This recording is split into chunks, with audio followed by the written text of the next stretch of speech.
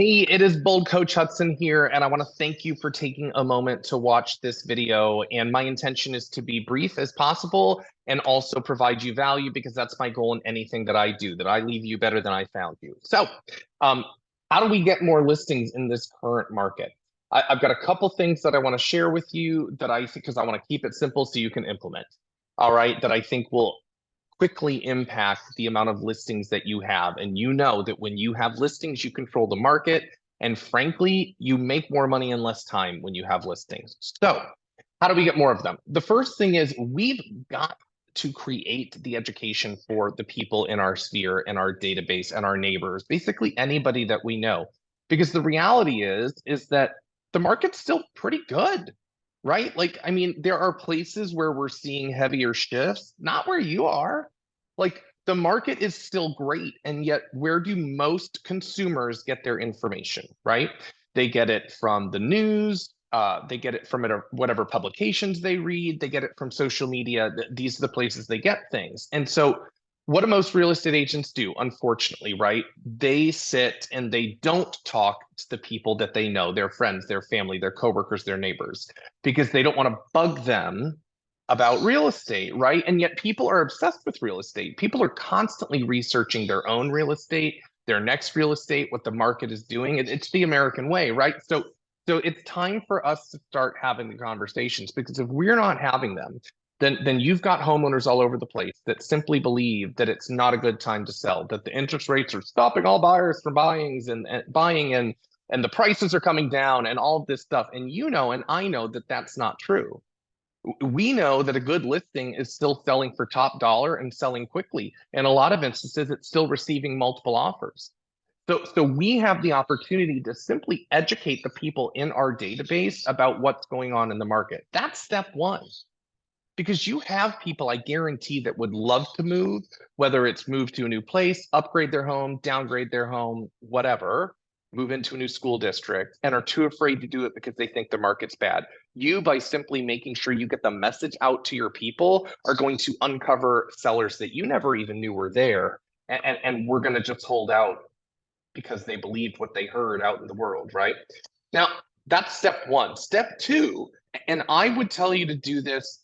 I think this is something you could do at least once a year. I would never do it less than that. You should do this at least once a year. And I think you could get away with doing it every 6 months. I would go to every single person in my database who owns a home. Now, hear me clearly.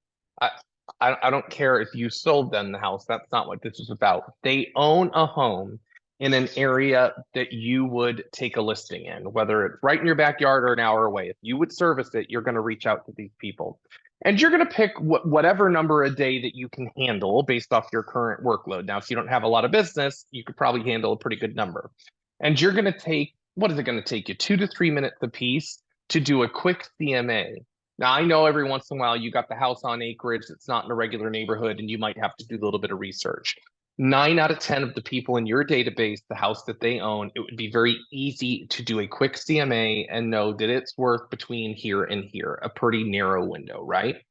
And here's what this would look like. You're going to call the people in your database. You're going to be a real live human being and have a normal conversation. Hey, it's Hudson over at Keller Williams. How are you? Let them talk.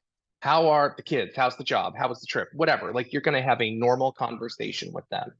And then after you've had a little bit of back and forth banter, you're simply going to say something along the lines of this.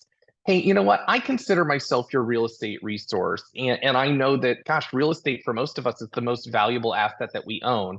So I just wanted to give you an update on what your home was worth right now. If you were to sell your home tomorrow, it would be worth blank and blank. Like, give them the range, or if you feel that it's really tight, just give them a number, whatever it is. Say it and then stop.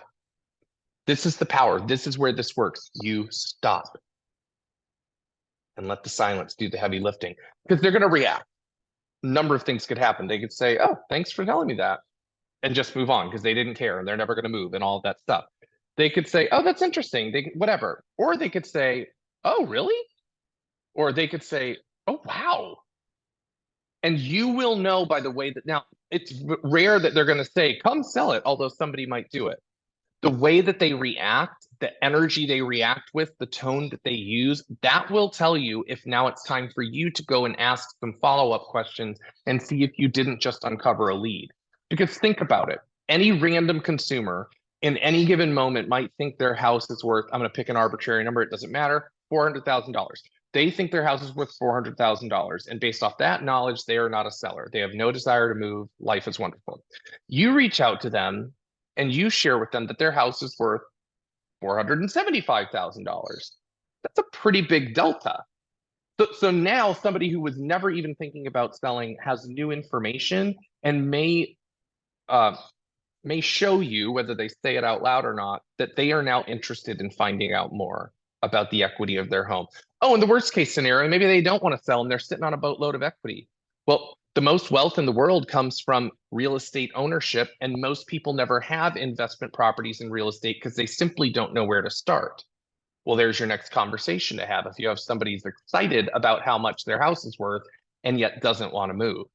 So there's a lot of opportunity in just those two things. First of all, take control of the messaging. Make sure that the people that you know the real deal and not the junk that they're hearing in the media and social media and all of the things, right?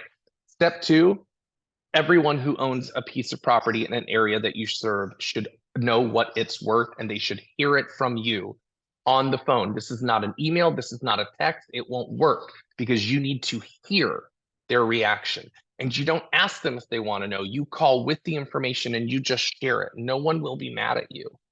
Worst case is they have information and nothing else happens. The best case is you find your next listing and paycheck.